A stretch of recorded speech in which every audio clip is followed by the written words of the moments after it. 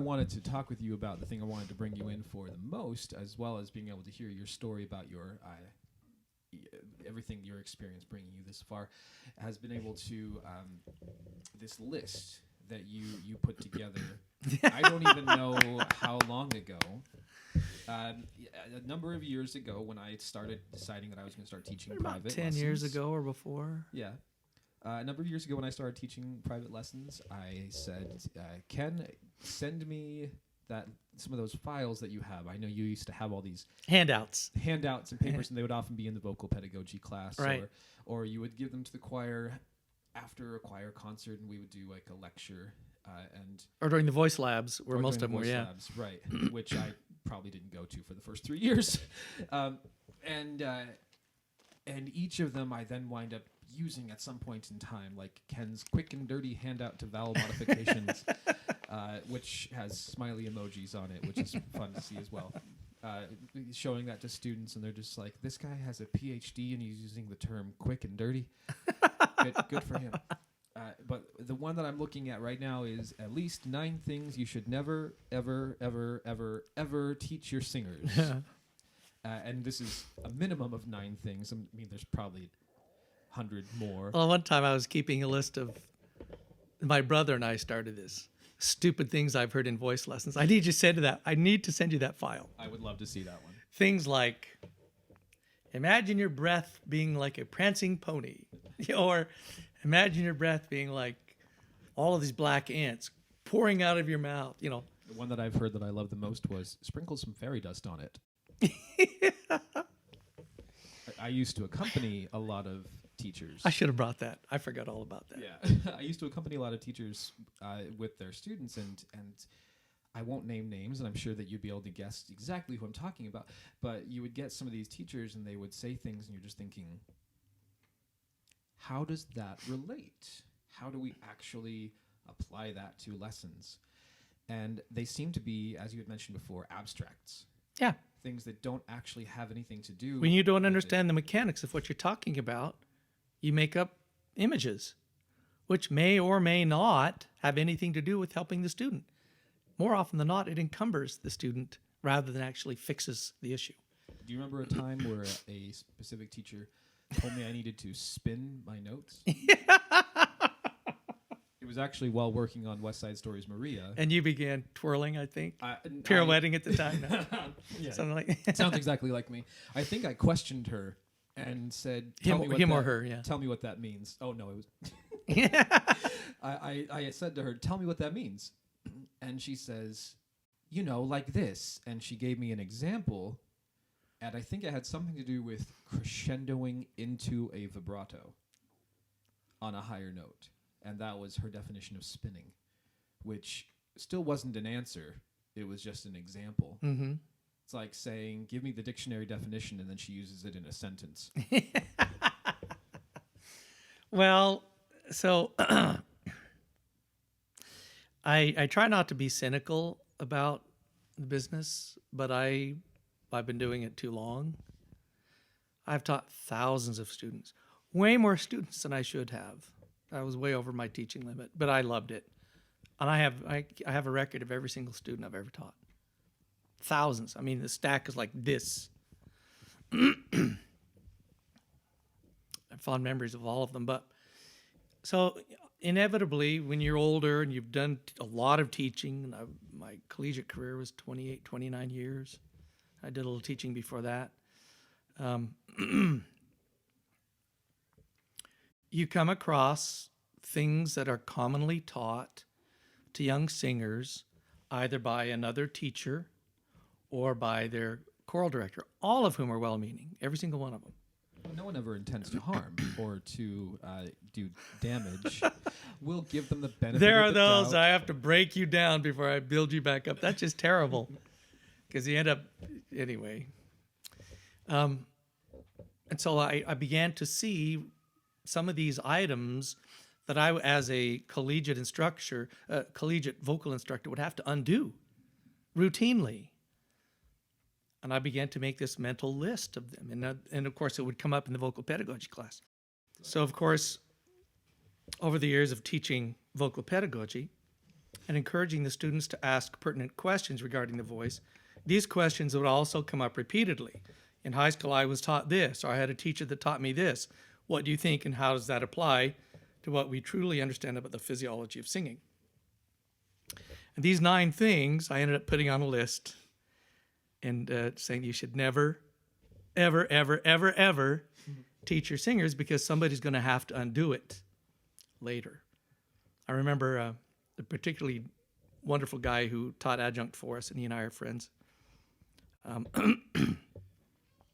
His wife, very accomplished singer, won the Met auditions at Coloratura.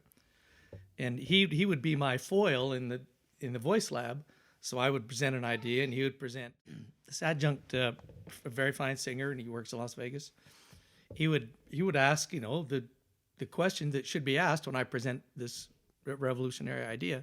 We'll go back and forth. He took this list of 9 things home to show his wife, a very accomplished coloratura. And she thought I was off. She thought I was lost my mind. How dare he teach these things? So that was the way she'd always been taught as well. Right. These 9 things fly in the face of most traditional vocal instruction, or at least choral instruction. And they're really fun because they make so much sense to me. There's some that I remember that I've struggled with and been like, no, I don't think that's accurate either, because again, it's what I've been taught. Well, now as a teacher, I'm sure you see it plenty. Oh, very much so. My favorites that I get are when a student takes a music or a singing in their school, and then they'll come back to me and they'll say, this is what they're teaching me, and they'll say, I need to sing in the mask, and so I ask the students, what do they want you to do? What does that mean? And then most of them will say, they want me to sing in my nose. That's right. It induces nasality, yeah. Where was that one? It's number 8. Oh. Yeah, you put irrelevant to male voices, which is funny because now I have students that are just like, well, what about the SpongeBob musical? If you want to sing in character voice, go ahead and sing in The Mask, right? Yeah, so singing in The Mask, right? You have to identify what the mask is, and they go, see, mask, Batman mask, right? Sound does not come out of your bones. High voices may feel vibrations there.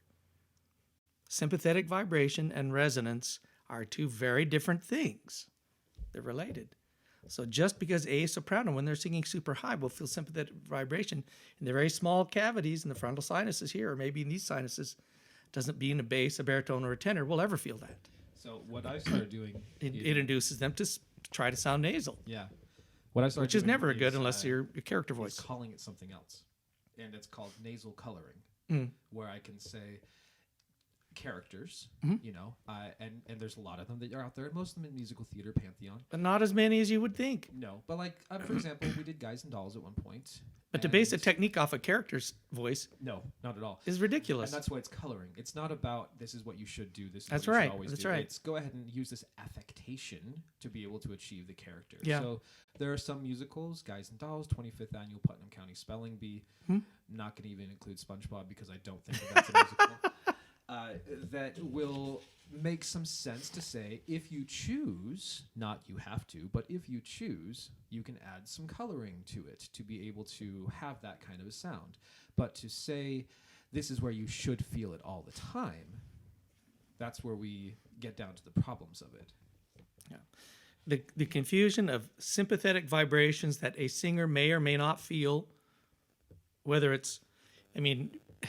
you feel it here or here or here or here or here or here, is completely dependent upon the individual physiology of this or anatomy of the student or their voice type. Right? A very low voice type. It just so happens that the cavities within your body go from larger to smaller. The smallest cavities being the frontal sinuses, which will sympathetically vibrate in sympathy to the highest frequencies. And if you sat on a church bench next to a bass, you will feel the bench vibrate from the sympathetic resonance in their chest cavities. No sound comes out of your chest. No sound comes off of the bench. no sound comes out of your frontal sinuses. You can't do that. Sound comes out of your mouth, sound comes out of your nose. And coming out of your nose is typically not a desirable thing. Sympathetic vibration can be useful in individual circumstances where a student achieves this glorious sound. You can say to them, how did that feel? Wow, it felt like it was coming out of my earlobes. Good. So whenever you feel, so you can tie that to that one specific student, but to try and apply it to all students is a grotesque error because it can... No cure-all. Well, it can do worse. It can encumber the singing process. It can complicate it. You can induce something in them that shouldn't be there. I remember auditioning a student, a very nasal audition for a musical I won't name, because I love this person. And came up to me later, what was wrong with the audition? I said, well, you were really quite nasal. But I thought my teacher told me that's how you're supposed to sing musical theater. As if all musical theater falls within the same genre or in the same voice typings. I mean, you could name belting roles on one hand. To basic technique on characters, very few character voices, is a fool's errand. You're not teaching them to sing. You're teaching them character voices. That's a whole different thing. All right. Do you want to go down the list? Well, I love talking about that one, and that actually covers both 6 and 8 with nasal resonance and singing the mass. I haven't had as much blowback on the glottal onset versus the aspirated onset, really? Which is number 9. That's literally the first thing I teach to every student is the use of the epiglottis. You devil, you. I find that that's been helping me. I've had people express shock and horror. There have been a couple, and there's been some where they still say, well, this is how I'm going to do it because that's how I was taught. And they don't last long as students because what I found is that the more that they want to fight and the more they want to argue, the less they want to learn. Right. And given that I mostly teach teenagers, and sure, they typically their parents will recognize that, and it doesn't last very long. But it doesn't stop me from saying I'm still going to teach the right approach. I feel in so many circumstances like this, and this is part of probably where a little of my cynicism comes in, that I'm spitting in the wind. I'm swimming against the current because so much of this is so commonly taught that here I am with more training and more specific training in this field than arguably anybody in the region. But they will take the word of their neighbor who's teaching them voice, or their choir director who has a bachelor's degree in choral music, which doesn't include vocal pedagogy. And what really kills me is when you work with a student and your work bears fruit and they sing better than they ever have, and then they abandon it because somebody who's more famous or somebody who has some kind of nationally recognized award or what have you will tell them something else entirely. So even though it worked, I know it worked, and they sing better than they've ever sung, it doesn't stick. And you are one of the few students I have ever taught, out of the thousands of students, who actually comprehends it, who and applies it to yourself and to others after you're done studying lessons.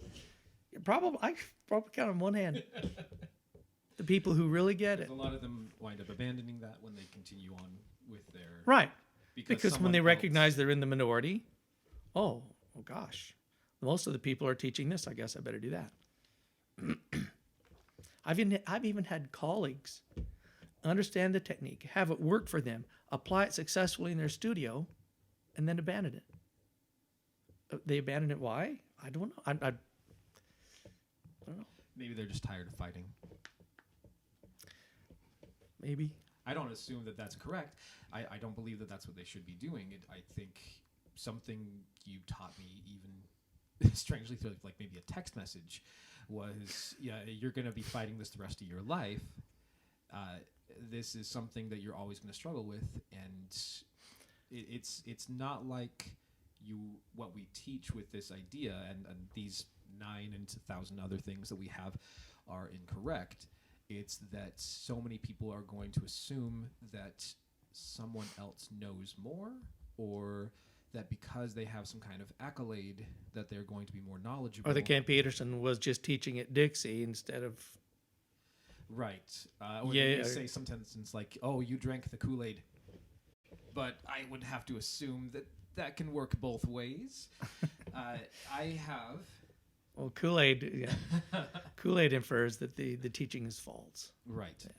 Yeah. I have had an assumption, and you can tell me how you feel about this, that the majority of people who wind up taking lessons want to do it because they have heard that this particular person's an amazing singer. Not because... Oh, that was the question. Not because this person's an amazing Does being a great teacher singer make you a great teacher? Right. Right. The general response is no. It doesn't mean you can't be a great teacher. But what I have found, I never studied with him, but he was a colleague. A marvelous tenor. He just rolled out of bed singing that way. I mean, he just opens his mouth and that's how it comes out. And that wasn't for me. I had to really study and figure stuff out to make it work. He was the worst teacher I've ever seen. He was a colleague at another institution, and I had students of his sneaking over to my studio to help me get through their lessons because that teacher, who was the natural-born singer, he could not help them. When they would sing it poorly, he would sing it perfectly and turn to them, why can't you do that? Do it like me. Do it like this. Why can't you do that? Because they didn't have to go like anything else. You don't really understand or know something unless you have to go through it and learn it yourself. So the greatest natural-born... Right. And you understand the process. The greatest natural-born singers are not necessarily...